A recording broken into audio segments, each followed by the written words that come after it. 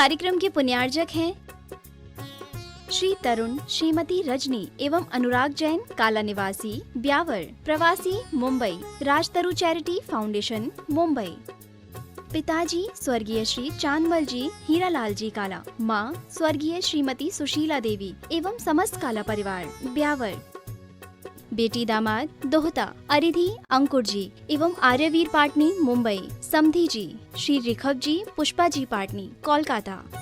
भ्राता परिवार श्री राजेश, श्रीमती अर्चना, सौरभ, अनु, अक्षत, अविधि काला, अजमेर। बेटी दामाद सुरभि अनित जी छावड़ा, जयपुर। श्री धर्मचंद्र, बीना, अंकेश, दीप्ति, अमिधि काला, ब्यावर, मुंबई। बेटी दामाद खुशबू, कपिल जी पाटनी, जयपुर। श्री कमल, आभा, आयुष एवं अक्षिता काला, मुंबई। बहन बहनोई श्रीमती सुधा, पदम जी पाटनी, जयपुर। बेटी दामाद मोना, विनीत जी पांड्या, कोटा एवं रुचि, मनीष जी पांड्या, जयपुर। श्रीमती वैजयंती, नरेश जी, नवनीत, अंतिमा एवं अरिहंत दगड़ा, किशनगढ़। बेटी दामाद स्वाति, वीरेंद्र जी अजमेरा, अजमेर। श्रीमती कल्पना, देव कुमार जी, मेहुल, कासलीवाल, इंदौर।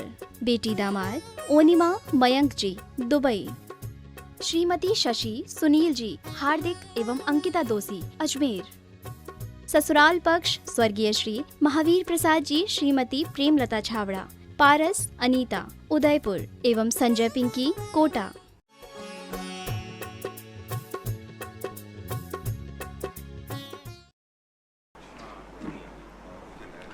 अपरानिक परीक्षणा स्वाध्यायाम श्री कायुषर्गम करो।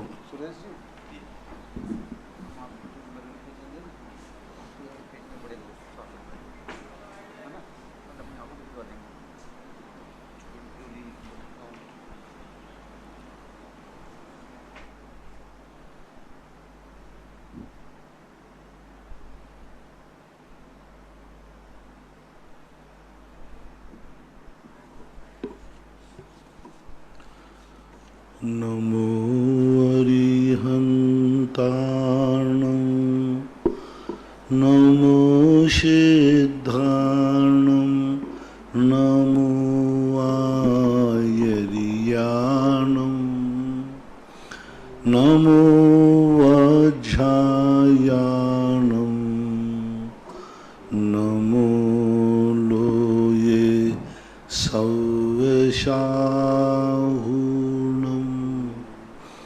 पंच परमेष्टि भगवान की जय। आचार्य श्री गुरुवर कुंद कुंद महाराज की जय। आचार्य श्री गुरुवर विद्यासागर महाराज की जय। परम पूज्य निर्यापक मुनि श्री सुधा सागर जी महाराज की जय। परम पूज्य मुनि श्री महासागर जी महाराज की जय। नमोस्तु।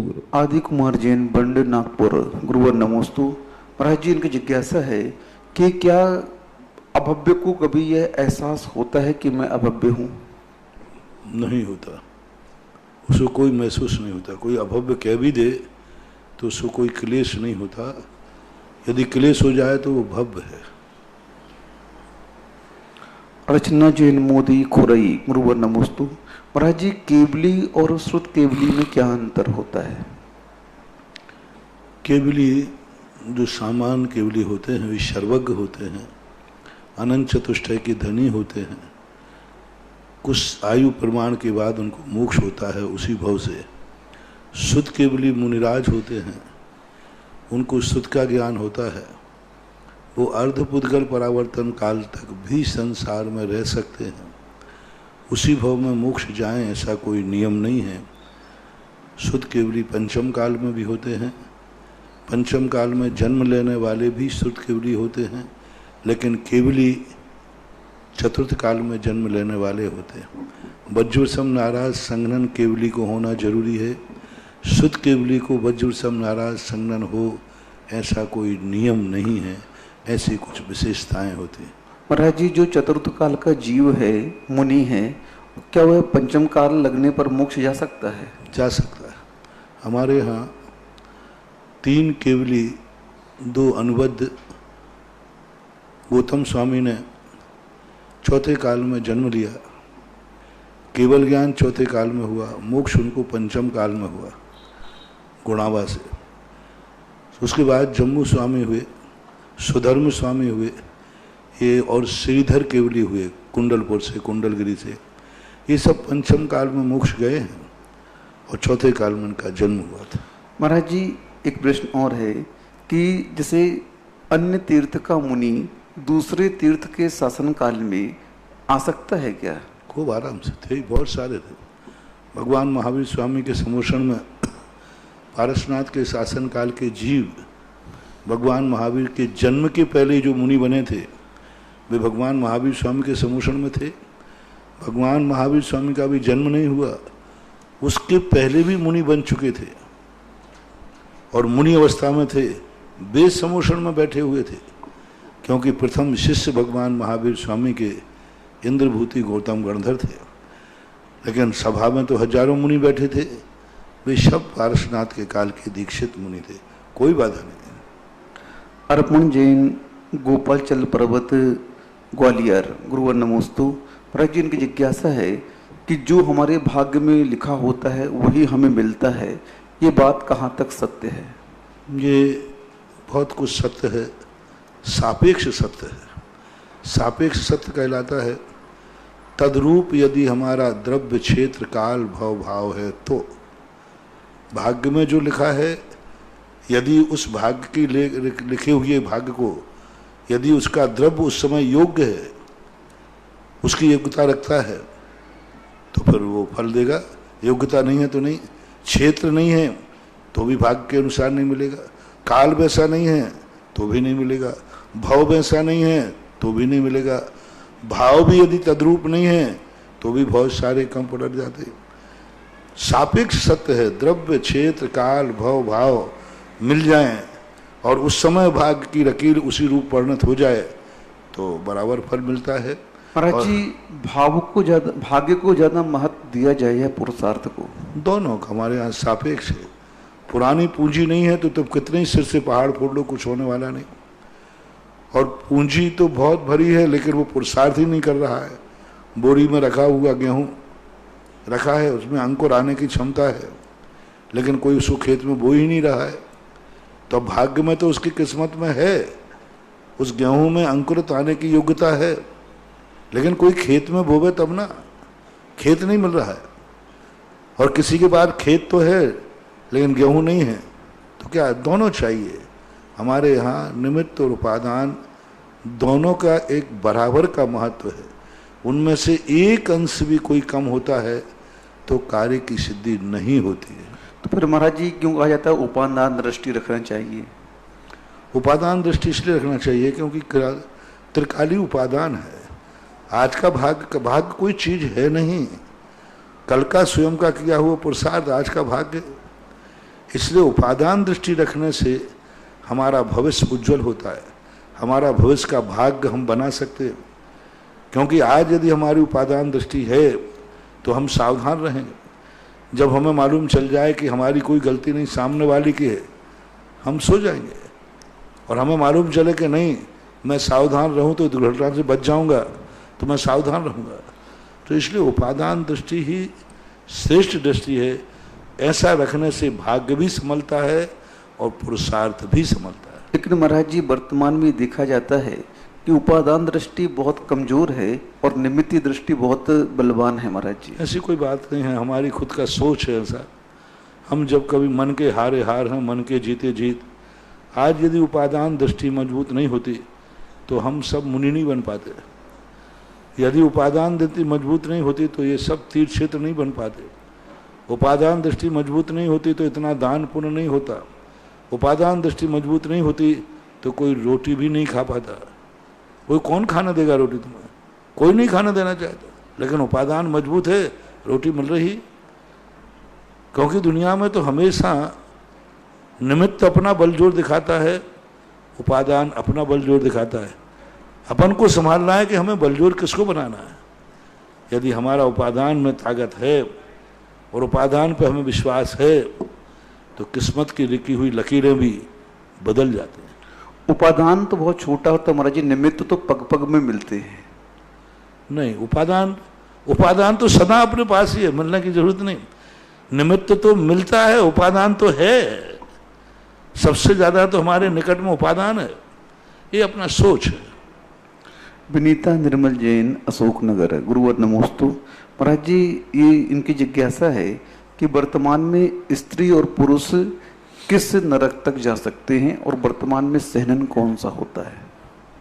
छठे नरक तक। आज वर्तमान में व्यक्ति चाहे स्त्री हो चाहे पुरुष हो, और आज 3 संघनन होते हैं।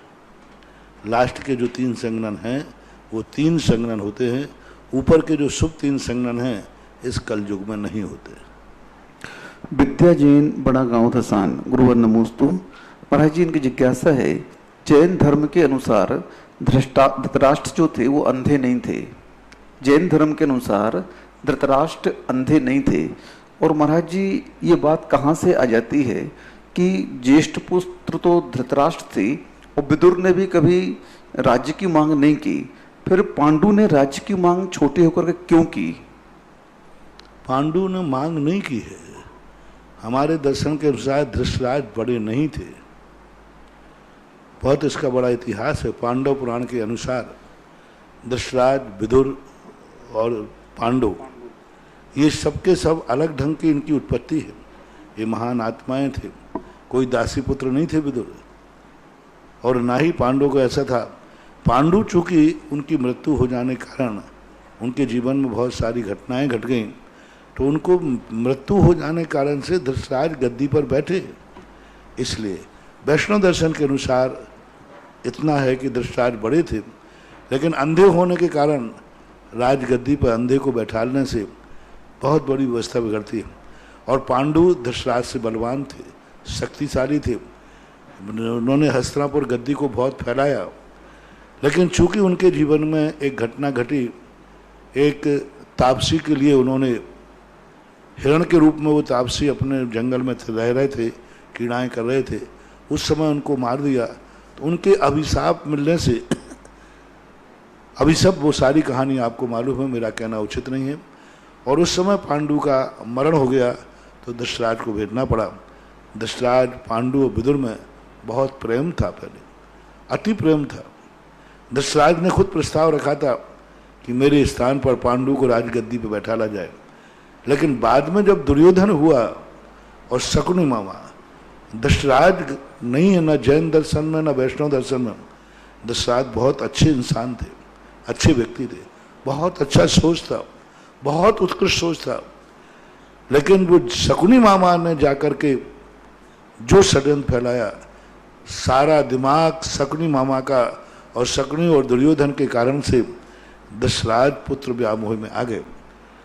कैकेयी गलत नहीं थी, बहुत राम को चाहने वाली थी, लेकिन मंथरा ने उसके लिए, तो कई बार कान भरने वाले लोग होते ना, तो उन कारणों से हुआ।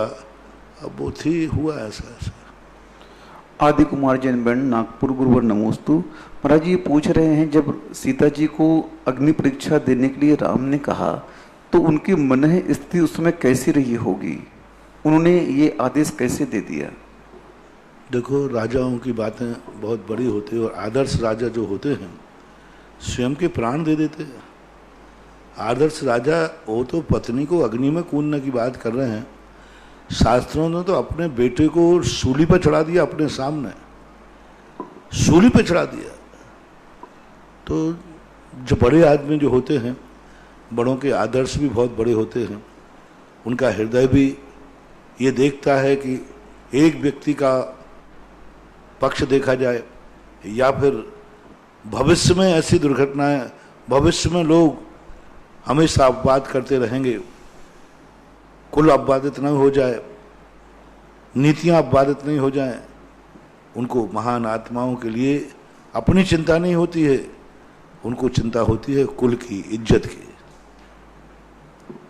सविता जैन, उदयनगर, गुरुवर नमोस्तु। महाराज जी, इनकी जिज्ञासा है कि दर्शन मोहिनी की तीनों प्रकृतियों का उदय क्या एक साथ हो सकता है? नहीं, कदापि नहीं। तीनों प्रकृतियों में से एक प्रकृति का ही उदय होता है। उदयावली में तीनों प्रकृतियां रह सकती हैं, यानी एक आने के एक समय पहले उदयावली जो रहती है वहां तक तीनों प्रकृतियां रह सकती हैं, लेकिन उदय में तीनों एक कभी नहीं रहती। आरो जैन, गुना, गुरुवर नमोस्तु। महाराज जी ये पूछ रहा है कि मूकमाटी कौन से छंद में लिखी गई है? अतुकांत एक छंद है जिसका दूसरा नाम रवड़ छंद भी है। रवड़ छंद भी कहते इसको, अतुकांत शब्द कहते। इसके सबसे पहले लेखक थे सूर्यकांत त्रिपाठी निराला, एक बहुत बड़े कवि हुए हैं। सूर्यकांत त्रिपाठी ने सबसे पहले इसको लाइट में लाए। उन्होंने, जहाँ तक मुझे ज्ञान है, उसकी पहले भी कोई हो तो मेरे इतिहास ज्ञान में नहीं, तो निराला जी ने सबसे पहले अतुकांत छंद को बनाया था और उसी अतुकांत छंद में या रवड़ छंद में मूकमाटी का सृजन हुआ। वैभव काला सूरत गुरुवर नमोस्तु। महाराज जी जब महाराज केवली भगवान योग निरोध करते हैं तो वह योग निरोध करते ही सीधे शिखर जी पहुंच जाते हैं क्या? हाँ, जब तीर्थंकर का जो हुंडा और सर्पणी को छोड़ करके शेष कालों में तीर्थंकर कहीं भी होंगे, जैसे ही एक निरोध होगा उनको वहाँ कितनी देर लगना, अपन कोई शिखर जी को अपन पलक झपकाएंगे इतने में तो वे शिखर जी पहुंच जाएंगे। पलक झपकाते यूं करते अपन यहाँ से उठ के स्टेज से नीचे यहाँ पे वे शिखर जी पहुंच जाएंगे, तो उनको कोई बाधा नहीं है। शिखर जी का नियोग होता है, उनका सभी तीर्थंकरों का नियोग होता है इस हुंडा और सर्पणी के काल को छोड़ करके। राजेश जरीवारा सूरत गुरुवर नमोस्तु। महाराज जी ये कह रहे हैं कि अगर मैं मरने के पहले अपने परिवार को कह दूं कि मेरे मरने के बाद में मेरी 50% संपत्ति दान कर दी जाए, क्योंकि थोड़ा बहुत इसलिए बचा रहा हूं कि कोई बीमारी आदि आ जाए दवाई औषधि के लिए, तो महाराज जी वो मेरे परिवार के लोग अगर ऐसा कर देते हैं मेरे मरने के बाद, तो क्या मुझे उस दान की संपत्ति का पुण्य मिलेगा? बोलने वाले ये बोल रहे हैं मैं अपने जीते जी अपने परिवार वालों को बोल दूं कि मेरे मरने के बाद मेरी 50% संपत्ति आप दान कर देना, और वो दान कर देते हैं, तो क्या उस दान का पुण्य मुझे मरने के बाद पूरा मिलेगा? 100% लगेगा। अभी बन गया, तुमने तो दान दे दिया। ऐसे कई लोग निकल के जाते हैं। एक हैदराबाद के बाबूलाल जी पहाड़िया है, हाँ, उन्होंने अपनी वसीयत को इतना अच्छा लिखा है, उन्होंने निश्चित करके गए कि मैं तुम्हें वसीयत छोड़ के जा रहा हूँ, उसकी इतने वो चले गए, वो इतना % आपको दान में देना पड़ेगा, और वो लग के गए। अब बेटे नहीं देवे तो ये बात अलग है, लेकिन बेटे देते हैं, ऐसी बात नहीं। बाबूलाल जी के बेटे सब अच्छे हैं, और उनके सामने बेटों की सहमति लेके लिखा, बेटा देखो मैं ये वसीयत में लिख रहा हूँ, तो लिखते हैं, ऐसी बात नहीं। बहुत सारे लोग लिखते हैं, बराबर पुण्य लगेगा। चांदखेड़ी के अंदर एक महानुभाव 502 बीघा जमीन चांदखेड़ी को 4 दानों के लिए दे गए, उनको तो पुण्य लगा बाकायदा। उनके बच्चों के परिणाम नियत बिगड़ गई, और चांदखेड़ी की कमेटी इतनी सक्रिय थी नहीं, उनका ट्रस्ट बना गया। उन ट्रस्टियों को भी कोई मतलब नहीं था, कोई मतलब नहीं था। जब मैं गया वहाँ पर तब मैंने उसकी खोज की, 502 बीघे जमीन निकली, ट्रस्टियों को खोजा सब, लेकिन क्या करें। और ऐसी हालत हो गई उनके परिवार की कि खाने के लाले पड़ गए थे खाने के लाले पड़ गए। क्यों? क्योंकि वो दान पूर्वजों की, पूर्वज जिस संपत्ति को दान में बोल जाए, मानवा उस दान को कभी अपने उपयोग में नहीं लेना चाहिए, उसको दान में ही देना चाहिए, नहीं तो बहुत बुरी हालत होती है। श्रीमती रेखा जैन फरीदाबाद गुरुवर नमोस्तु। महाराज जी इनकी जिज्ञासा है, हम लोग जो सप्तऋषि महाराज की पूजा करते हैं, तो क्या वर्तमान में भी वो सप्तऋषि महाराज यहाँ हैं पंचम काल में? नहीं, पंचम काल में नहीं, सप्तऋषि महाराज हुए हैं, इस समय वो मोक्ष में हैं। और 7 ऋषियों की कहानी हमने एक बार बताई थी, वो सप्तऋषि हैं, आज वर्तमान में नहीं है, लेकिन पूजा करने में कोई बाधा नहीं है। अनंत जैन उज्जैन गुरुवर नमोस्तु। महाराज जी कह रहे हैं कि हमने किसी अपने करीबी व्यक्ति को गलत कह दिया गुस्से में आकर के, और मैं जान रहा हूँ मैंने उसे गलत कह दिया, और मेरे उस गलत कहने का वो बुरा भी मान गया और बोलचाल बंद कर दी। अब मैं उससे माफ़ी भी मांग रहा हूँ, संबंध बनाना चाहता हूँ, तो महाराज जी वो संबंध नहीं बना रहे हैं, तो हम अब कैसे उसे संबंध बनाएं? देखो, सामने वाले की आपने पूरी बेइज्जती उतार दी, जूता मार के दुसासरे से पहुंचना, तो ये बात तो थोड़ी अच्छी तो नहीं है। जिसके व्यक्ति की गलती नहीं है और आपने उसको गलती कर बना दी और सारी दुनिया में बदनाम कर दिया, सब तरफ कर दिया, तो देखो इंसान है, ग्रस्त है, वो बुरा नहीं मानेगा, मानना चाहिए उसको, लेकिन अब आपकी बारी है कि आप झुकते जाओ, आप झुकते जाओ, क्योंकि आपने गलती की है। आप अपनी तरफ से बिल्कुल निर्विकल्प होकर के, और उसका काश उस स्थान पर आप होते तो क्या करते। मैं तो हमेशा कहता हूँ, जब तुम किसी के संबंध में कुछ कहते हो, किसी की इज्जत खराब करते हो, तो मैं सदा एक ही बात कहता हूँ, इज्जत खराब करने के पहले सोच लेना, काश उस स्थान पर मैं हूँ और मेरी कोई इज्जत खराब करेगा तो तुम क्या करते।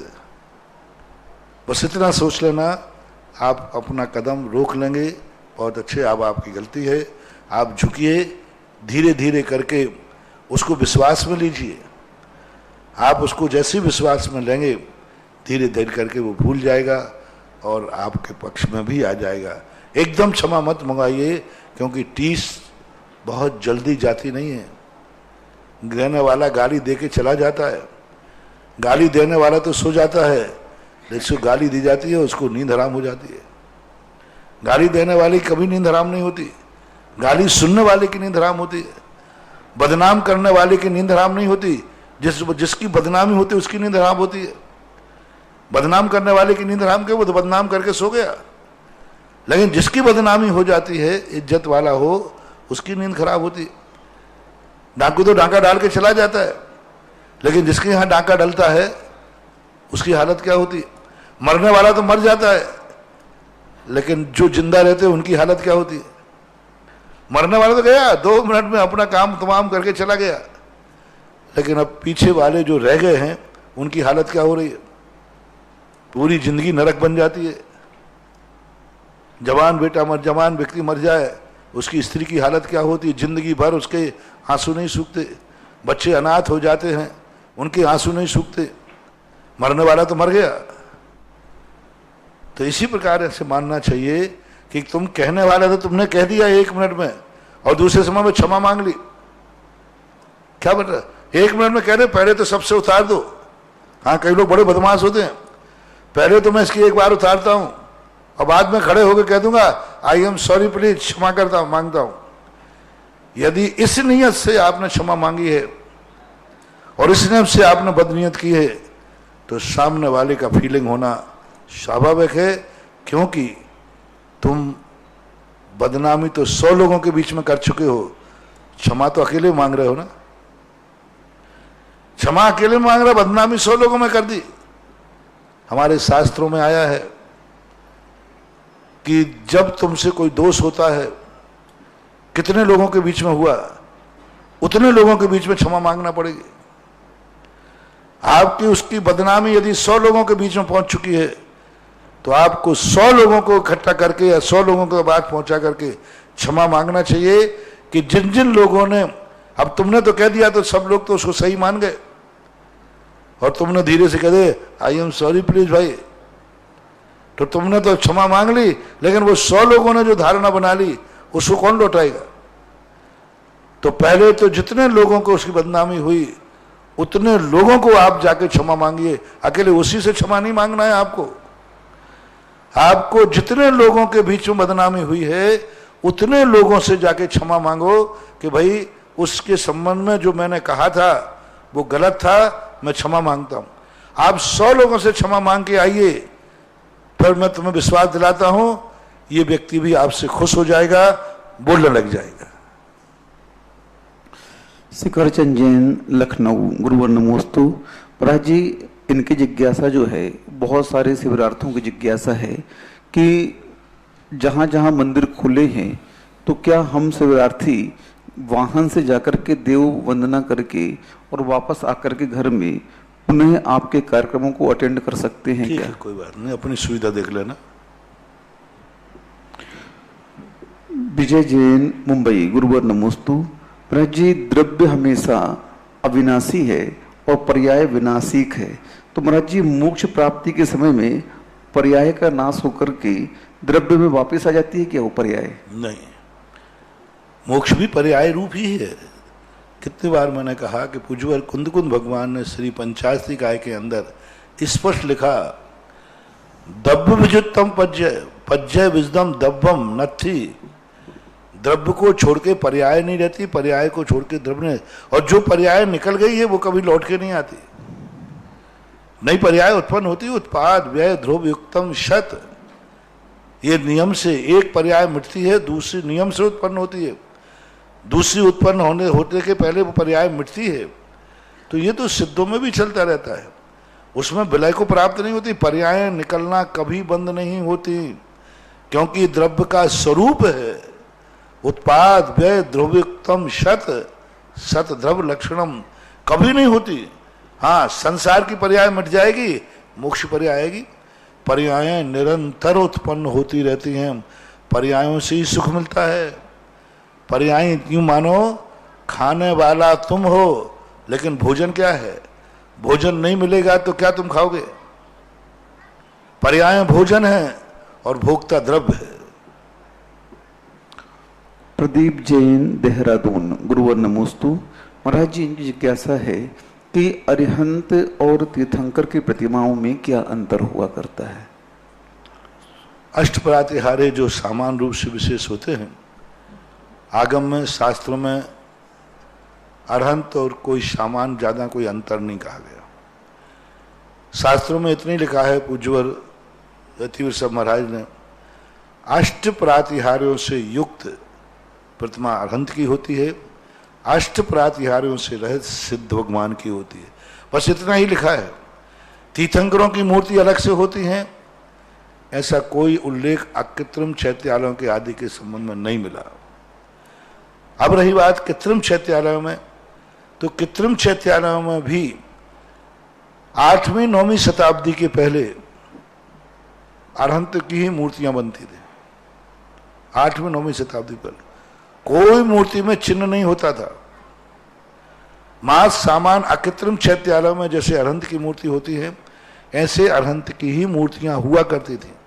आज भी प्राचीन मूर्तियों में चिन्ह नहीं, श्री महावीर जी की मूर्ति में चिन्ह नहीं, सांगानेर के आदिनाथ भगवान की मूर्ति में चिन्ह नहीं, कुंडलपुर के बड़े बाबा की मूर्ति में कोई चिन्ह नहीं। जो प्राचीन मूर्तियां हैं आज भी उनमें चिन्ह नहीं है। चिन्ह जो प्राप्त है 8वीं शताब्दी के बाद, बल्कि 9वीं शताब्दी के बाद चिन्ह युक्त मिलना प्रतिमाएं मिलना शुरू हुई।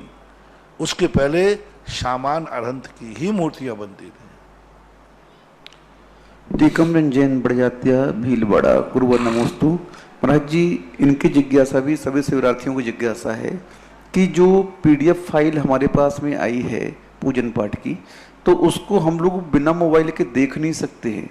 मान लो लाइट गोल हो गई तो हम फिर उपयोग किसमें देखेंगे टीवी का? तो मोबाइल देखोगे ना, उसके लिए तो छूट दे दी तुम्हारे लिए। नहीं, जो भी आगे आएगी उसके लिए बोल रहे हैं वो। हाँ, तो उसमें कोई बात नहीं। आप या तो कॉपी निकाल के रख लीजिए अपने PDF फाइल की, एक कॉपी कागज पे निकाल के रख लीजिए। कागज नहीं रखेंगे तो ईमानदारी से महाराज जी, और मोबाइल में वही चीज देखना। नहीं, कागज निकाल भी लिया, अब लाइट गोल हो गई, तीनों चैनल बंद हो गए उनके, ये कहना है, तो मोबाइल में डायरेक्ट लाइव देख सकते हैं। अरे भाई, क्यों बहाना बना रहे? मुझे ही बुद्धू बना के मिले क्या मैं? अरे मोबाइल की लाइट जलाकर कागज पढ़ लेना। नहीं नहीं, लाइट गोल हो गई, टीवी बंद हो जाएगी महाराज जी, इनका ये कहना है। तो टीवी बंद हो जाएगी, किताब तो तुम्हारे पास है ना, कागज निकाल के। नहीं तो मोबाइल में लाइव चलेगा ना महाराज जी चैनल, मोबाइल में लाइट नहीं लगती, वैसे डायरेक्ट देख लेता है। हाँ, अब देखो, मेरे से उतना ही पूछो जितना मैं जानता हूँ। जो लाइव मोबाइल की बता रहा हूँ महाराज जी, मुझे तो यहाँ जो कार्यक्रम आपका टीवी में लाइव चलता है ना, तो ये लाइव टीवी में भी आता है और मोबाइल में भी लाइव चलता है। तो इनका कहना ये है, अगर लाइट गोल हो गई, टीवी बंद हो गई, तो हम मोबाइल में अपने लाइव देख सकते हैं इसको। हाँ, देख। अरे भाई, बहुत मुश्किल है। इतने ईमानदार बने रहो, बस उसकी आड़ में कुछ और मत देख लेना, इतना ध्यान रख लेना। हीरा जैन सागर, गुरुवर नमोस्तु। महाराज जी, जो महिलाएं शिविर में बैठेंगी तो वो भोजन आदि तो बना सकती, घर के कार्य तो करना पड़ेगा उनको। हाँ, करना पड़ेगा, सब करेंगे, सब करना। उन महिलाओं के लिए तो मत नहीं है। देखो, मैंने इस बार कहा ना, यहाँ आगे, यहाँ मेरे कस्टडी में रहते फिर तो हमारा मार्शल चलता है। अभी तो तुम्हारी ईमानदारी पे ऊपर छोड़ रहा हूँ। पूरा शिविर अटेंड करो तो ठीक, आंशिक कर लो, जितना कर सको उतना करो। पूरी क्लासों में नहीं बैठ पाओ तो चलो एक क्लास में बैठना, लेकिन दोपहर की तत्वार सूत्र की क्लास जरूर पढ़ना। क्योंकि वही, और तो कोई क्लास ज़्यादा है नहीं, वही एक क्लास ऐसी है कि एक एक अध्याय के ऊपर आपको दोपहर में सुनाया जाएगा। तो अब जितना कर सको उतना कर लेना। ये बात तुम्हारी ईमानदारी पर और तुम्हारी मजबूरी पर छोड़ रहा हूँ। अब घर में महिला है तो रोटी तो बनाएगी, पानी भी भरेगी, सब व्यवस्थाएं करेंगे, कोई बाधा नहीं। तृप्ति जैन मुजफ्फरनगर, गुरुवर नमोस्तु। महाराज जी, इनकी जिज्ञासा है कि जिस प्रकार से 63 लाख पुरुषों की संख्या यहाँ पर कम हुई, तो क्या वह संख्या अन्य भरत ऐरावत क्षेत्रों में भी कम होगी क्या? हुंडा और सर्पणी कारण वहाँ हो सकती है। अन्य भरत ऐरावत के संबंध में आगम में उल्लेख नहीं मिला, लेकिन हो सकती है, क्योंकि वहाँ भी हुंडा और सर्पणी है। 5 भरत और 5 ऐरावत क्षेत्रों में बराबर इस समय हुंडा और सर्प चल रहा है। जो अनहोनी घटनाएं यहाँ घट रही हैं वहाँ भी घटी होंगी, वहाँ दूसरे प्रकार की हो सकती है, लेकिन होने में कोई बाधा नहीं। डॉक्टर आलोक जैन, वीर सेवा मंदिर, नई दिल्ली, गुरुवर नमोस्तु। महाराज जी पूछ रहे हैं, क्या मिथ्या दृष्टि देव भी नंदीश्वर में जाकर के वंदना करते हैं? जाते ही हैं। वहाँ घृत मिथ्यात्व नहीं होता, देवताओं में घृत मिथ्यात्व नहीं होता। सभी देवता नित्य उठ करके, चाहे सम्यक दृष्टि हो चाहे मिथ्या दृष्टि हो, अपने विमान के चैत्यालय में जाकर के अभिषेक करते हैं, पूजन करते नियम से। नित्य कालम, नित्य काल हमेशा पूजा करते हैं। जब सबसे पहले उनका नित्य काम 24 घंटे होते ही, वहां रात तो होती नहीं वो सोते तो है नहीं, 24 घंटे होते ही वो तुरंत जाकर के मंदिर में जाएंगे, अभिषेक पूजन बराबर करेंगे। और नंदीश्वर देव, चारों निकाय के देव जाते सब, एक भी देवता ऐसा नहीं होता है, चाहे वो किलबिश जाति के देव हों, चाहे अम्बावारिस जाति के देव हों, चाहे भ्रमनक्त अभिनव, सब देव जाते हैं। जाना ही पड़ता है, नियोग है। परम पूज्य आचार्य गुरुदेव श्री विद्यासागर जी महाराज के परम आज्ञानुवर्ती शिष्य निर्यापक श्रवण मुनि पुंगव श्री सुधासागर जी महाराज के मुखारविंद से देश विदेश में रहने वाले गुरु भक्त परिवार जो अपने टीवी के सामने बैठकर जिनवाणी चैनल के माध्यम से या सुधा कलश चैनल के माध्यम से, मोबाइल के माध्यम से जिज्ञासा समाधान सुन रहे हैं, देख रहे हैं, समझ रहे हैं और अपनी अपनी जिज्ञासा का समाधान पा रहे हैं, उन सभी भक्तों की ओर से परम पूज्य निर्यापक श्रवण मुनि पुंगव के चरणों में बारंबार नम्र नमोस्तु के साथ निवेदन कि हे गुरुवर, आप हमेशा हर जिज्ञासा का समाधान करते हैं। ये ज्ञान आपके पास अपार भरा है, क्योंकि हर जिज्ञासा का समाधान देने की क्षमता आपके पास है। इसी क्रम में अभी जो चांदखेड़ी के बड़े बाबा की बात चल रही थी, असीम कालीन भक्तांबर, अतिशयकारी विशाल काय के भगवान भूगर्भ में विराजित, आज बहुत सारे लोगों ने अपनी घोषणाएं चंद्रोदय तीर्थ चांदखेड़ी के लिए भेजी है। पहला नाम है 51,000 रुपए की राशि में सुकेश कुमार जैन, सुमन, रोकी, लवी, सालीन, दीपिका, अनायसा जैन, मेरठ यूपी से। मैं भक्तों के नाम पुकारूं, आप तालियों से उनकी दान की अनुमोदना करते जाएंगे। बाबूलाल जी काटोड़, राजकुमारी, मनोज रिद्धम, निर्मला परिवार, उदयपुर राजस्थान, श्रीमती चंद्रप्रभा, सुशील, नीलम, विकास, बरखा, तनु, सालिनी, अमीषा, अमन, आगरा निवासी उत्तर प्रदेश। चौथा नाम है विमल चंद जी, अनिल जी, संजय जी, त्रसला जी, अंशुल, प्राची, वेदांत सम्यक निवासी अजमेर। पांचवा नाम है ब्रह्मचारिणी गीता दीदी, अमरचंद जी, उषा जैन, अंकलेश, शारिका, अत्रो, मिष्टी, लक्की, सोनिका, आलिया, अन्य, अनिकांत, मोनिका, अर्ध जैन परिवार निवासी भोपाल मध्य प्रदेश। छठवां नाम है सीमा जैन, हुकमचंद जैन, संजय, शिखा, भरतेश जैन, समस्त सोनी परिवार निवासी खानपुर जिला झालावाड़। जम्बू कुमार सोनी की स्मृति में और भरतेश के टेम्पल डे के पावन अवसर पर उन्होंने प्रदान किया है। सातवां नाम है संजय जैन, अर्चना जैन, सांची जैन, निशी जैन। खानपुर वाले भी चल गए, चांदखेड़ी खानपुर। हाँ जी महाराज जी। यदि खानपुर वाले यदि ये चेत जाएं, और 40 घर, लगभग 50 घर हैं, और 40-50 घर सभी लोग ये विधान करें तो खानपुर की भी हालत बदल जाएगी। वैसे भी महाराज जी अभी लॉकडाउन में खानपुर वालों को ही मौका मिलेगा। आइएगा। संजय जैन, सातवां नाम है संजय जैन, अर्चना, सांची, निशी, समझ, देवड़िया परिवार, छतरपुर मध्य प्रदेश। आठवां नाम है कैलाश चंद जी, कुंती जैन, दीपक, श्वेता, अमित, नेहा, अनामिका, राहुल, संयम, आदित्य, आशी, अन्य, आद्विक, भोपाल मध्य प्रदेश। इंदौर और एक भक्त ऐसे हैं जो मुलुंड मुंबई में निवास रहते हैं, उनका भी नाम चंद्रोदय तीर्थ के लिए मीठालाल जी, श्रीमती केसरबाई, हेमंत, नीलम, चिया जैन, हिया जैन, मुलुंड मुंबई। और एक भक्त ऐसे हैं दीमापुर नागालैंड से महाराज श्री, उन्होंने तपोदय तीर्थ क्षेत्र के लिए भी है और चंद्रोदय तीर्थ के लिए भी, दोनों जगह असीमकालीन भक्तांबर में नाम दिया है। महावीर प्रसाद, इंद्रमणि, संजय, सपना, तनीषा, नमन, प्रज्ञा पाटनी, दीमापुर नागालैंड, ये सभी महानुभावों ने 51,000 रुपए की राशि से ये असीमकालीन भक्तांबर में नाम जोड़ा है। और बिजवालिया क्षेत्र के लिए असीमकालीन भक्तांबर के लिए और नाम आए हैं निरंजन, सामरिया, कल्पना, जूही, सान्या जैन, इंदौर। दूसरा नाम है झमकलाल जी टाया, अर्चना नेमीचंद जी, उदयपुर राजस्थान। झमकलाल जी टाया जी ने भेजा, एक बार सभी के सम्मान में जोरदार तालियां। यहां पर क्षेत्र पर लगने वाले तपोदय तीर्थ पर वृक्षारोपण जो कि 5100 रुपए में आपके परिवार के नाम से स्थापित किया जाएगा। राजेंद्र, संजय, भोलू, शिखा, भरतेश, सोनिया, शिल्पा, चांदवाड़ परिवार 12। और बड़े बाबा की वेदी में स्वर्ण कार्य के लिए स्वर्णदान हेतु तपोदय तीर्थ में आया है 5100 रुपए की राशि। अनेकांत, आरती, अभिजीत कोटा वाले, अभिजीत के जन्म दिवस के उपलक्ष्य में बंधु ये मौका मिला है हमें, क्षेत्र की किसी ना किसी योजना में आप अपनी सुविधा से जुड़ सकते हैं। आपका जहां मन है, जिस क्षेत्र के पास रहते हैं आप वहां जा सकते हैं और आपको इससे बढ़िया सुंदर सस्ता सौभाग्य मिलने वाला नहीं है। प्रथम जिज्ञासा है महाराज श्री, एक परिवार ऐसा है जो आपके चरणों में बारंबार नम्र नमोस्तु निवेदित करता है। महाराज जी, बहुत समय से हम घर का मकान नहीं ले पा रहे क्योंकि बहुत सारी अड़चने आती। हमने मंदिर में दान दिया, मंदिर बनाने की भावना भी भाई, जीर्णोद्धार में भी दान देते रहे और मेरी भावना भी रहती है कि अपने घर के मकान में संतों के चौका लगा करके आहार दान दूं। और कभी कभी सौदा भी मकान का हो जाता है, दलाल भी मिल जाता है और हम उसे एडवांस भी देते हैं, लेकिन इसके बाद भी हमें वापस मिल जाता है और मकान नहीं बन पाता है। गुरुदेव, हम क्या करें? प्रश्न वही करो जिनके जवाब मैं दे सकूं। चले आगे चले। अगली जिज्ञासा है महाराज श्री,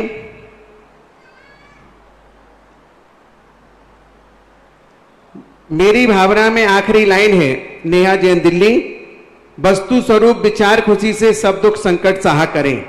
इस लाइन का क्या भाव है महाराज श्री? वस्तु स्वरूप का है ना, वस्तु स्वरूप यानी संसार में जो कुछ भी हमें देख रहा है, देखने में आ रहा है, ये सब वस्तुएं हैं। एक दुश्मन है तो हमें गाली देता है, बुरा विचारता है।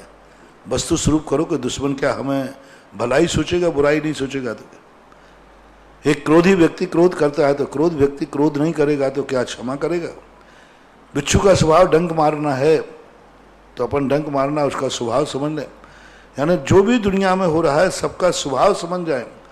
वस्तु स्वरूप स्वभाव समझने से हमारे ऊपर दुख आया है, हमने कोई अशुभ कर्म किया था, अशुभ कर्म करने का स्वभाव है दुखी करना। अब दुख किस लिए हो रहा? वो तो स्वभाव है। हमने जो कर्म खोटे किए थे, आज वो कर्म खोटे कर्म करोगे तो दुख होगा। अब दुख में तुम रो क्यों रहे हो? क्योंकि खोटे कर्म का स्वभाव ही दुख देना है। तो ऐसा प्रत्येक वस्तु के स्वभाव को यदि हम समझ जाएंगे तो फिर हमारे लिए तकलीफ नहीं होगी, शांति मिलती है। अगली जिज्ञासा है सुदीप जैन, ललितपुर, नमोस्तु गुरुवर। महाराज श्री, 12 वर्षीय स्वाध्याय पाठ्यक्रम के तृतीय वर्ष में हूं। मेरी जिज्ञासा है कि सुमेरु पर्वत जो कि अनादिकाल से स्थिर है, को स्थिर रहने के लिए अधर्म द्रव्य की जरूरत होगी या नहीं? कहा? सुमेरु पर्वत जो कि अनादिकाल से स्थिर है, को स्थिर रहने के लिए अधर्म धर्म की जरूरत होगी या नहीं? अधर्म तो पूर्ण व्याप्त रूप से पूरे 3 लोक में व्याप्त होकर शाश्वत अविनाशी है, वो तो सदा है वहां पर। अगली जिज्ञासा है महाराज श्री के चरण में नमोस्तु। महाराज श्री, देवताओं को अष्टमी, चतुर्दशी और अष्टांग का पर्वों का पता कैसे चलता होगा? वहाँ सब सिस्टम लगे रहते, ऑटोमेटिक सब सिस्टम भरे हुए हैं। वहाँ अपने आप घड़ी बाजे बज जाते हैं, घंटी बज जाते, सब सिस्टम वहाँ ऑटोमेटिक सिस्टम है। उनको पता नहीं करना पड़ता कि कितने बज गए, वो अपने आप वहाँ पता चलता रहता है कि 24 घंटे हो गए हैं, अष्टांग का पर्व आ गया है, भगवानों के जन्म हो गए हैं, सब सिस्टम है। सुमत चंद जी जैन, अहमदाबाद से, परम पूज्य गुरुवर के चरणों में पूरे परिवार का नमोस्तु। पूज्य महाराज श्री, मेरी जिज्ञासा है कि श्रावक के छठ आवश्यक है, उसमें गुरु पास्ती का क्या स्वरूप है? यदि गुरुओं का सानिध्य हमें प्राप्त ना हो तो क्या छठवीं ढाल का श्रद्धा भाव से वाचन कर हम संतुष्ट हो सकते हैं? छठे काल का ये इसमें लिखा छठवीं ढाल का श्रद्धा भाव से वाचन करके। पाठ पढ़ने में कोई बाधा नहीं, पढ़ना ही चाहिए। गुरुओं का छठी सानिध्य है, नहीं मिलता तो ठीक है, जितना मिलता है उतना अच्छा है। अगली जिज्ञासा रिकॉर्डिंग के माध्यम से। एक बात ध्यान रखना, अभी जैसे प्रश्न आया कि हम इतना दान देते, हमारा मकान नहीं बिक रहा है, लौट के आदत है। इसलिए नहीं बिक रहा है कि तुम दान कर रहे हो तो उस उद्देश्य से कर रहे हो। नहीं महाराज जी, जो हमने सुबह प्रातः काल कहा था ना, उसने दान इसलिए नहीं दिया था कि दान देने के तुम्हारा मकान बन जाएगा। उसने तो दान दिया था कि मैं जिंदगी में भले ही बिना मकान के रह जाऊंगा लेकिन मंदिर बनाऊंगा। हमारे यहाँ ऐसा एक आता है, कहानी आती है ऐसी कि व्यक्ति ने महाराज के हार हुए तो रत्न बरस गए। उनका ये तो बढ़िया है, कल से चौका हम भी लगा दें। अब वो चौका लगा लिया उसने इस लोभ में के रत्न बरस रहे हैं। अब वो ही महाराज कल वहां पड़ गए, उससे कुछ भी नहीं बरसा। तो बोले महाराज जी आप भी पक्षपात करते हो, कल वहां गए थे उसको बरसाए थे, यहाँ आए तो क्यों नहीं बरसाए? महाराज ने कहा भैया ना तो मैंने वहां बरसाए थे ना यहाँ बरसाए। उसने नियत थी, उसने रत्नों के लिए हार नहीं लगाया था और तुमने रत्नों के लिए चौका लगाया है। बिन मांगे मोती मिले, मांगे मिले ना भीख। भीख। इसलिए ऐसे लोभ भाव से करेंगे तो पुण्य नहीं फलता है। ऐसा परिणाम करके करें तो कभी पुण्य नहीं फलता। दान हमेशा कर्म किए जा, फल की इच्छा मत कर। अपने अंदर ये परिणाम किया जाता, मैं धर्म के लिए कर रहा हूं, धर्म की रक्षा के लिए कर रहा हूं, धर्मात्मा की रक्षा के लिए कर रहा हूं, मैं पाप से बचाने के लिए कर रहा हूं। उस व्यक्ति ने क्या सोचा जो कल सुबह आज सुबह कहा था कि मैं मकान बना के क्या करूंगा, यहां मकान में पापी तो होंगे, रागद्वेषी तो होंगे, लेकिन जिन पैसों से मकान बनना है, इन पैसों से मंदिर बन जाएगा तो उसमें तो धर्म ही धर्म होगा, पुण्य ही पुण्य होगा। जय हो। तब पुण्य का बंध होता है।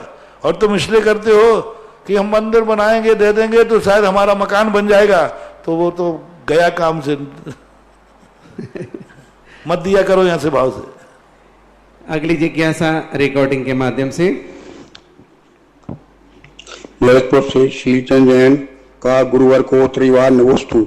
हे गुरुवर, आज आपने आर्यखंड वालों को बहुत अच्छा सरल मार्ग बता दिया है। हे गुरुवर, आपने 5 कार्य बताए अपना जन्म सुधार करने के लिए। हे गुरुवर, 4 कार्य तो कुछ ही लोग कर सकते हैं लेकिन सभी नहीं कर सकते।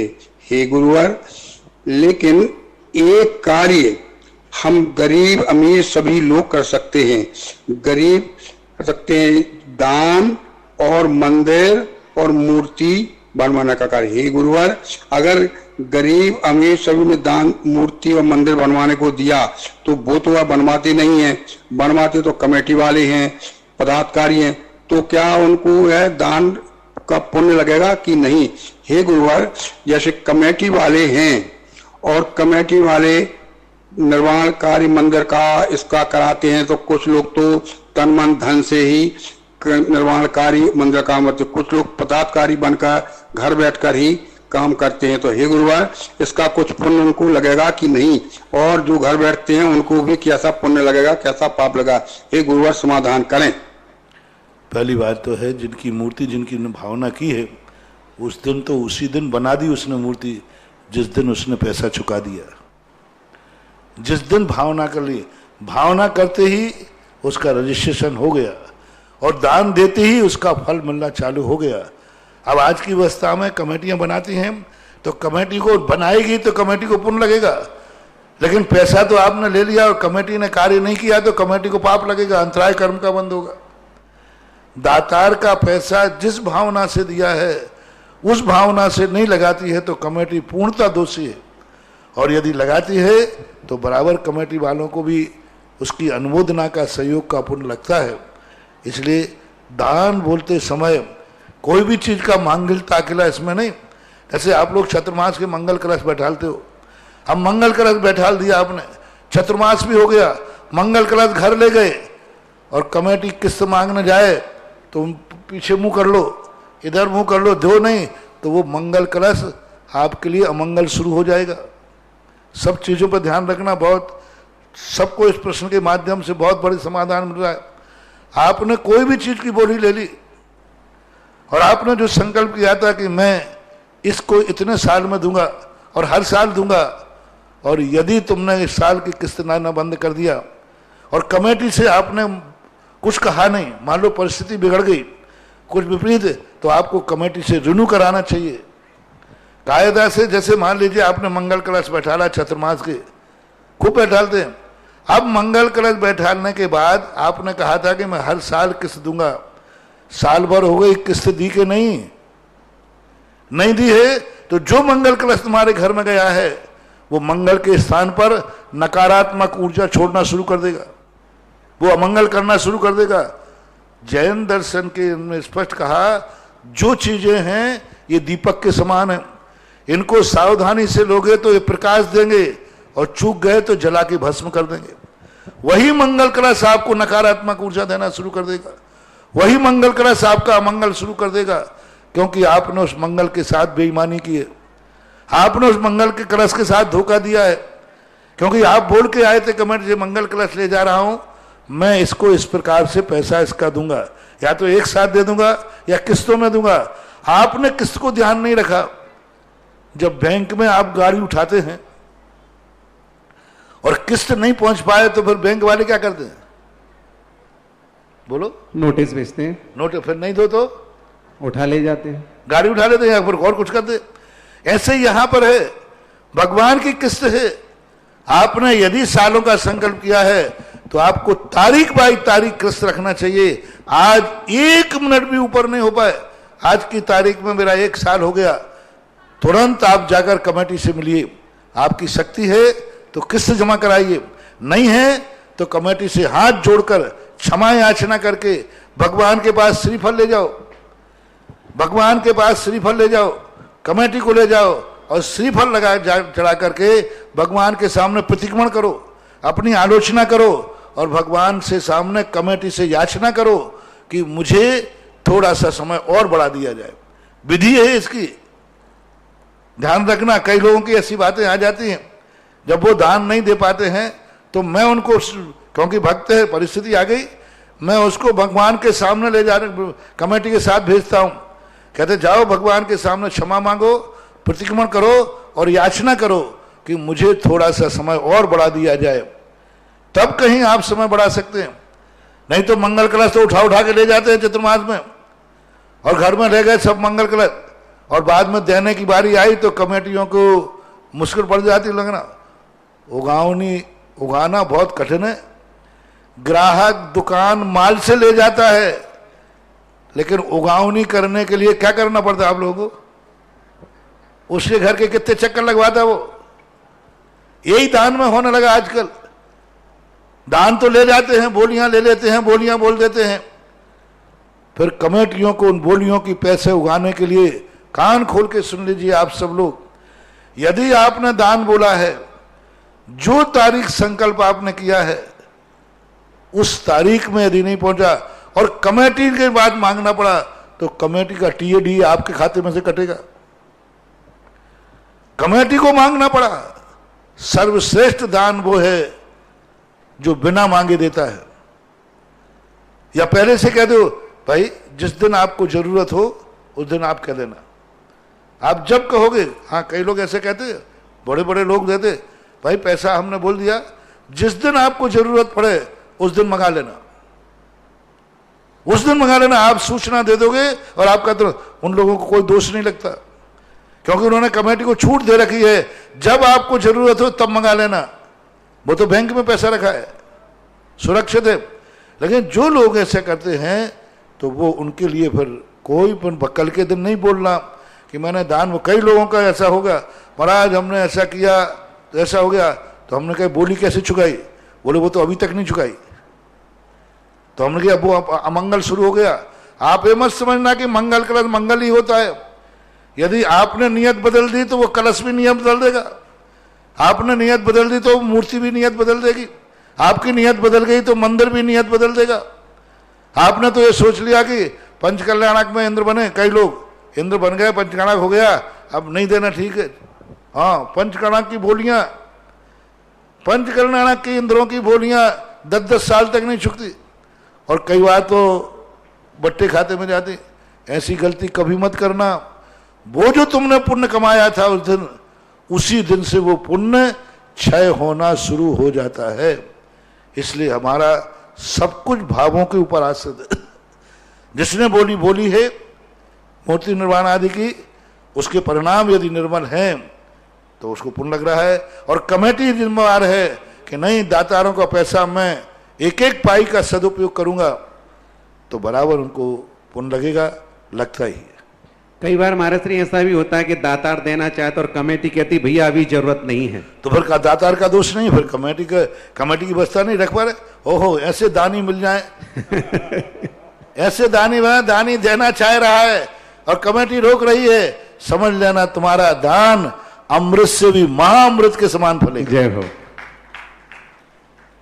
अगली जिज्ञासा पुनः रिकॉर्डिंग के माध्यम से। दोस्तों महाराज श्री जी, नविता जैन ये जानना चाहती हैं कि 23 वर्गणाओं में 5 वर्गणाएं हमारे काम आती हैं, शेष 18 वर्गणाएं काम नहीं आती।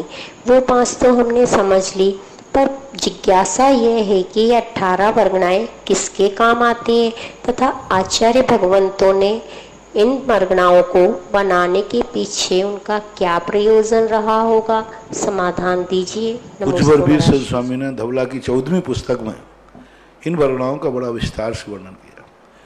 ये वर्गणाएं ऐसी हैं जो वर्गणाएं काम तो नहीं आती, लेकिन नेचुरल प्रोसेस है। क्या इस दुनिया में बोई हुई हरियाली होती कि बिना बोई भी हो जाती है? कितनी हरियाली है, बोने से जो होती है वो तो है ही, लेकिन बिना बोई कितनी हरियाली हो जाती है। कितनी हरियाली अपने आप उगती है जो किसी काम में नहीं आती, किसी काम में नहीं है, कोई काम में नहीं आती, लेकिन उगती है। तो ये नेचुरल कहलाता है। प्रकृति जो स्कंद हैं वर्गणाओं के, यदि मान लीजिए कोई घास, एक गाजरी घास होती है, कोई काम में नहीं आती, एक सत्यानाशी पेड़ होता है, कोई काम में नहीं आता, लेकिन वो वनस्पति में आएगा कि नहीं आएगा, हरियाली में आएगा कि नहीं आएगा, काम में कुछ भी नहीं।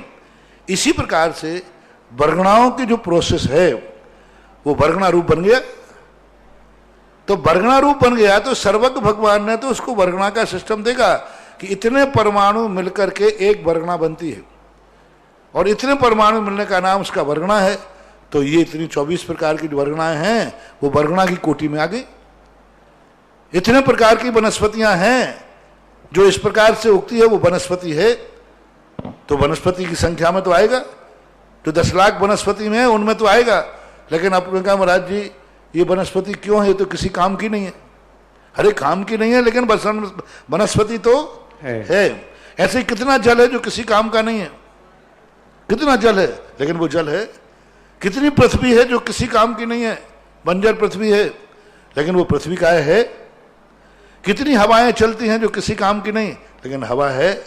तो ये सिस्टम जानना चाहिए कि वो वर्गणाएं नेचुरल रूप से, वर्गणाओं का जो सिस्टम है उस सिस्टम को पा चुकी है, लेकिन वो वर्गणा में ऐसा दुर्गुण है कि वो किसी काम में नहीं आ रही। न कर्म वर्गणा रूप बन रही है, न कर्मणा रूप बन रही है, न भाषा रूप बन रही है, कोई काम में नहीं आ पा रही है, लेकिन वो वर्गणा है। अगली जिज्ञासा है पूज्य गुरुवर के चरणों में नमोस्तु, अनिल जी पटवारी। महाराज श्री संगी पंचेंद्रिय जीव मनुष्य व त्रियंच दोनों होते हैं। त्रियंच गति के जीव मन होते हुए भी शब्दों के अभाव होने से व विवेक नहीं होने से अपना विकास नहीं कर पाते हैं। तो मेरा प्रश्न है कि दोनों के मन में क्या अंतर है? दूसरा कौन? संगी पंचेंद्रिय जीव मनुष्य व त्रियंच दोनों होते हैं। त्रियंच गति के जीव मन होते हुए भी शब्दों का अभाव होने से व विवेक नहीं होने से अपना विकास नहीं कर पाते हैं। तो मेरा प्रश्न है कि दोनों के मन में क्या अंतर है? दोनों के अनुभव बहुत अंतर है। और त्रियंच विकास नहीं कर पाते, किसने कहा? किसने कहा त्रियंच विकास? त्रियंच तो इतना विकास कर पाते हैं कि आज विज्ञान बहुत ऊंचाई पर पहुंच गया है। एक कुत्ते ने कहा कि तुमने इतना मनुष्य, तुम इतने बड़े होकर, इतने वैज्ञानिक होकर, इतने बुद्धिमान होकर, आखिर जब 15 अगस्त में परेड ग्राउंड में बम खोजना पड़ता है तो मेरे ही काम कर दो, मुझे से खोजवाते हो, और वो खोज के ला देता है। तो त्रियंचों में बुद्धि नहीं होती, ऐसा किसने कहा? ठीक है, शब्द का अभाव होने से वो व्यक्त नहीं करते, लेकिन वो व्यक्त करते हैं। उनकी भाषा समझने का प्रयास करो। अभी मैंने परसों कहा था ना, ऐसी गाय, एक यहाँ गाय, उसको तकलीफ थी। वो गाय कहाँ हमारी संशाला में पहुंच गई और उसने टाइम सेट किया कि महाराज बाहर कब निकलते। उसने सेट कैसे किया होगा वो जाने। प्रवचन के बाद जैसे हम गए, वो पीछे के साथ जहां कहीं कोई जानवर गाय जा नहीं सकती, वहां पर चारों तरफ से बंद है। उसने कहा सीढ़ियों से उतरकर वहां पहुंची और मैं इधर से जा रहा हूं और वो मेरे तरफ कमरे के बाहर आकर मेरी तरफ मुंह करके मेरे सामने आके खड़ी हो गई और मेरे सामने आके खड़ी होकर के और टप टप करके उसने आंसू गिरा दिए। मैंने खुद अपनी आंखों से देखा। महासागर भी वहीं खड़े। मैंने सबको बुलाया, देखो ये गाय क्यों। बिल्कुल उसने सामने सेटिंग की। उसने कहा मेरी तकलीफ यहां कोई सुनने वाला नहीं है। उसने महाराज को पकड़ा और महाराज के सामने कह दिया, ऐसे टप टप जैसे अपने मनुष्यों के गिरते टप टप करके गिर रहे। और मैंने तुरंत उसको केयर किया। मैंने कहा इसको तकलीफ जरूर है ये, और बिल्कुल शांत आके खड़ी हो गई, कुछ नहीं बोली वो। तुरंत मैंने डॉक्टर से मैंने कहा कि नहीं, उन्होंने कहा नहीं भाई ये तो गाय है, यूं कर दे। मैंने कहा नहीं, गाय है, गाय कभी रो नहीं सकती। तुरंत दिखाया, उसको 106 डिग्री बुखार निकला, बीमार निकली। उसको डॉक्टर को बुलाया गया। बहुत सारी, फिर बाद में कोई नजर बताया, कोई कुछ बताया, सब, लेकिन वो तकलीफ में थी। वह गाय कहां जाकर के संकेत दी, समझना चाहो शब्द ही नहीं, बहुत कुछ वो अपने भावों से भी कह सकते हैं। अगली जिज्ञासा रिकॉर्डिंग के माध्यम से। नमोस्तु महाराज जी, मैं विरल जैन देहाती परिवार टीकमगढ़ की ओर से आपके चरणों में त्रैवार नमोस्तु। महाराज जी मेरा प्रश्न यह है कि एक सेकंड, एक बार एक नारेली में घटना घटी। नारेली के अंदर कर्मचारियों के पानी की समस्या हो गई, जो पानी का पाइप फूट गया होगा, कुछ भी हो गया होगा, तो उनको गायों को 24 घंटे पानी नहीं मिला। कर्मचारी ने कहा नहीं, क्षेत्र का मामला था। अब गायों के लिए कोई उपाय नहीं सूझा और मैं प्रतिदिन गायों के लिए वहां गौशाला के पास से शौच जाता था और उन्हीं के सामने से निकलता था और गायों ने पहचान लिया। अब भी गायों को यह भी मालूम था कि महाराज कहाँ रहते, क्योंकि क्षेत्र में घूमती रहती थी।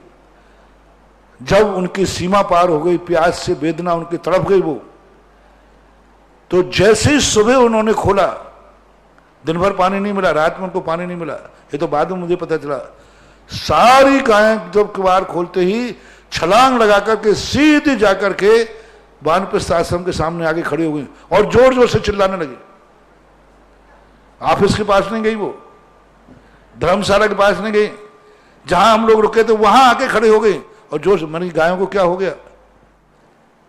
सुबह सुबह मैं स्वयं स्तोत्र पढ़ के बैठ ही था, देखा तो गाय चिल्ला रही। क्या बात है, मैंने गाय ऐसी नहीं चिल्ला सकती। अब देखो गायों को कहां मालूम कौन मेरी सुनेगा, क्योंकि वो 24 घंटे से प्यासी थी। कौन सुनेगा, उन्होंने अपने मन से लगाया, यूनियन बनाया और जाकर के वहीं हड़ताल की जहां सुनवाई होती है। तुरंत मैंने पता किया कि नहीं, गायों को क्या हो गया। लोग डंडे मारे, वो आ गए कर्मचारी डंडे मारे, चलो गाय जाने को तैयार नहीं। मैंने बात क्या है, तो पता किया वे 24 घंटे की प्यासी थी गाय। तुरंत घंटे भर के अंदर उनको पानी मंगाया गया, टैंकर आया, पानी पिया और गाय सीधी जाकर गौशाला में चली गई। तो वो जानवर है, ऐसी बात नहीं है, उनकी भी बुद्धि होती है। उनकी भावना समझने वाला चाहिए आपकी तरह। एक बार की घटना और सुना दूंगा, गाय तुम जिससे जानवरों के प्रति तुम निर्दयी व्यवहार मत करना। पूज्य गुरुदेव के सामने में बहुत पहले की घटना है, बहुत पहले 20-25 साल से भी ज्यादा हो गया। एक बार सेपुरा भटोनी में गजत था, आचार्य महाराज भी, गजत के अंदर बहुत सारे लोग उसमें बैठ गए, तो उसका जो जुआ होता है वो टूट गया। एक हाथी इतना प्रशिक्षित था, हीरा मोती नाम थे उसके, इतना प्रशिक्षित हाथी था कि वो गजत के लिए प्रसिद्ध था। उसने सूंड से उस जुआरी को पकड़ लिया। यदि वो नहीं पकड़ता, पूरा रथ उल्टा हो जाता, कोई भी ट्रेजेडी हो सकती थी।